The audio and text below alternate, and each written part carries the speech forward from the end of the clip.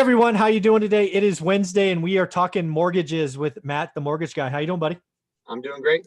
Hey man, one of the videos I knew we had to create is I want to pull up a I don't know what you would call it, a closing statement, the one with all those goddamn fees. And I want to walk through it and just go fee by fee, talk about what it is, why it's there, who gets what money, and hopefully we can help answer some questions for folks so when they get their fee sheet, they're not just aghast at where the hell all this money is going. Is that cool? No, for sure. Yeah. And this is basically a Zoom call I have or a Loom video I send to people that are getting pre-approved, because there's a bunch of numbers, there's a bunch of stuff going on. And rather than have, a client who's stressed out, not understanding what they're signing, I try to do a little, offense up front and show them the stuff before they get in the contract. Yep. Smart man. Well, why don't you bring it up and I will just sit tight and let you go through it. I'll ask you questions if I have any. Okay. Yeah, we can pretend like, you're a buyer. And there we go. Sure. And so, okay. This is what it's going to look like. I took obviously date and the applicant's name and the property on there. And this is a loan estimate style estimate that we put together so that, before anyone's in contract, they see this, they get familiar with kind of how it's formatted. Hey, Matt, do me a favor, down in the bottom right, can you make this just a little bigger? A little slider over a little bit more. Oh, there we go. There we go. We'll zoom in. There we go. Good? There you go. Nice. Okay. And so now I can read it. So when initial disclosures go out when you buy a house, Mhm. this is exactly what it looks like. And it's formatted with these same A, B, C, D type buckets Mhm. where costs are. And so I send this to somebody, I tell them, hey, I know you're looking in this range. The cool part is we've got formulas for all these things. So I tell them they can change box 10 and Mike, you're looking between 450 and 500,000. You're putting 5% down.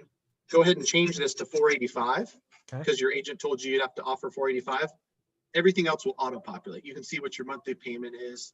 You can see the taxes, and these, 1.25 in a lot of areas around me, a lot of California, frankly. And homeowners insurance is something you purchase, but this is a good ballpark estimate of what it's going to be. And then, based on your FICO, you're going to pay a mortgage insurance payment based on what your loan amount is. Okay. And so this section up here is basically your projected payment. And we give this to folks so that they can play with it and type in 470, have that conversation with whoever they're buying the house with to say, is this 2474 a payment we're comfortable with per month?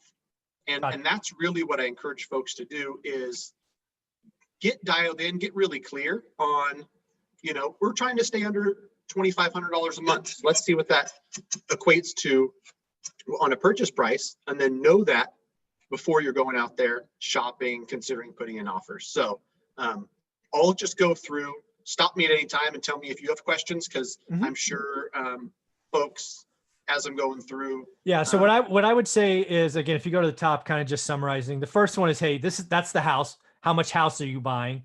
Right. Below that is, here's your fully burdened cost, which, oh, by the way, is more than just the mortgage payment. It's taxes and insurance. Right. So that's how you should be looking at it. I've seen too many people take the 1836, which is your first number, and think that's the cost. And what you're doing here is you're like, no, people, a house is more than that. And I like how you do that. It's just right up front. So nicely. I mean, because you'll get mailers, that show some interest rate that's crazy because there's a huge cost attached to that. And then, $17, $13 a month is your payment. And that's what gets people in trouble when they're looking at online calculators, is they're just looking at the principal and interest. There's no house you can buy in California where you don't pay property taxes, you don't pay homeowners insurance, and you don't pay mortgage insurance. Yeah, so, it doesn't exist. Yeah. Right. Sorry to spoil that. So I'll jump into it. This line right here is important. And really, box A is the only place you're going to see any charges from the lender. And when I say the lender, I'm talking about us as the broker and the lender we're sending the deal to. because me personally as a broker, like we talked about in another video, there's no charge. I'm getting paid from the lender. The consumer's not paying anything. This 1055 happens to be the flat fee that this lender, United Wholesale Mortgage, is charging. Some of them are 1095, some are 1250, some are 1495, but it's going to be in that range. And then 695 is a pretty popular processing fee. I pay my processor directly. I don't pass that charge on to the consumer. I could, I just choose not to, and I just want to give folks a good deal and do a lot of deals. Nice. So let's define a point for someone. Let's talk about that. Right. And that's what I was going to get into next, because this one's important. And it's something that I tell people. I've made videos on how to compare loans apples to apples. You might see, and I'll do this because I think it's helpful for people. I'll give people options when they're looking, and they'll say, oh, I talked to somebody who told me I could get a 2.375 on a 30-year fixed. And you could. Right here, you're going to pay, let's call it, I'll do some quick math. Let's call it 1.5, and then I'll explain what 1.5 is. I was going to try to guess, but for video's sake, we'll make it a real number. There you go. So this 6769, when I say 1.5, 1.5 points is 1.5% of your loan amount. Exactly. And you can basically choose any rate you want between 1.875 and the rate sheet might go to 3% or 3.25. The lower the rate is, the more you pay up front, and those are called points.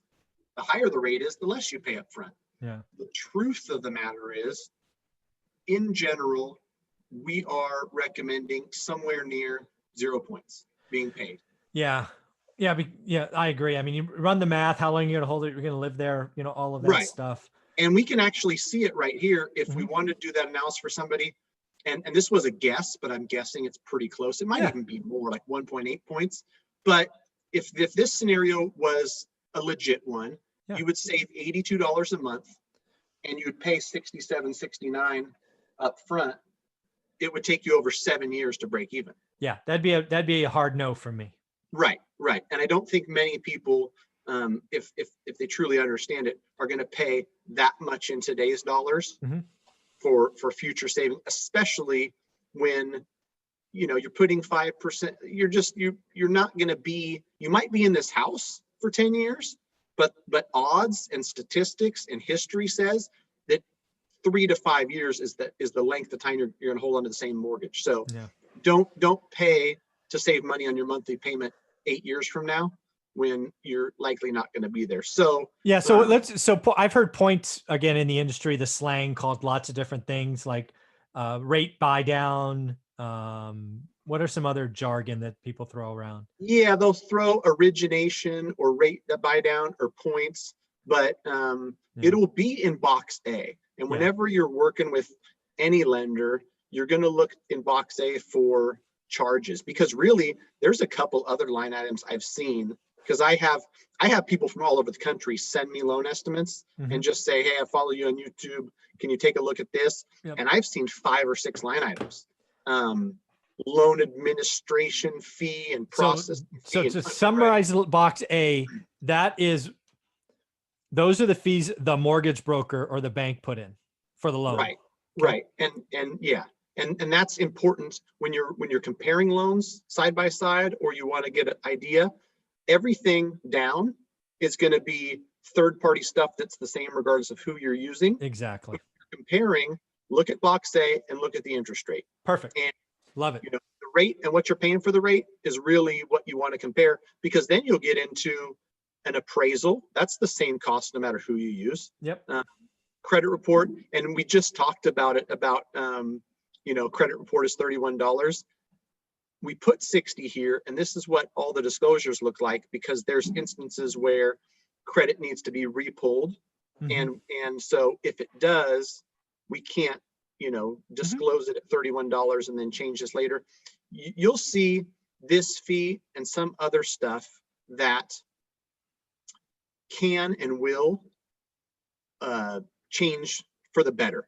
And so you'll get final loan documents, and this says $31 because that's what it truly cost. Right. So It's just okay. disclosed at 60 because Yeah. in case, you know, and really these loan estimates, there's so many rules in place. It can't get worse. We can't disclose to you $20. And this has happened in 2020, Mike. We disclosed to you $475 for an appraisal. Appraisers are so busy, and your property happens to be kind of rural, and no appraiser will do it for less than $825. And you know what happens in that case? Mr. Matt, the mortgage guy, eats $325 because, or $350 because you we quoted disclosed $475, and I can't disclose this and then that's funny. Come back and charge you more. So these are all third-party fees, and box C is basically all title fees. Yep. You know, you've got an endorsement fee, a mobile notary fee, lender's title. And again, those will be same. Those will be same. Right. And I tell this to everybody who I walk through this with. Per sales contract, I'm giving you the worst case scenario. This title coverage might be split 50-50 with buyer and seller. Yeah. There's transfer tax that's probably 90% of the time paid by the seller. But if you go off this as kind of a worst case, then it's a nice surprise when it's $2,500 cheaper. So, you know, prepare yourself for this, and then you'll be happily surprised when it comes back, and, you know, instead of having to bring 38,000 to close, you only have to bring 36 or whatever the number is. So title fees here, and you know, boxes A, B, and C, they bucket here and they say total loan costs. Gotcha. And then this one I think is only a few years old. Something got passed where they wanted to fund low income housing. And so there's a special new recording fee that you can't avoid it. I'm sorry. And it might just be a California thing. Oh, I'm sure it is. Sure it is. You're gonna see that line item, and that's your support for low income housing, which is needed. We just hope that, you know, the powers that be, when they get the funds, they use it appropriately. That's a different conversation. Yeah. Again, transfer taxes more than likely going to be paid by the seller, but let's put it there just in case. Nice. F and G are important, and I think this is one that a lot of folks don't understand, or they get confused. When you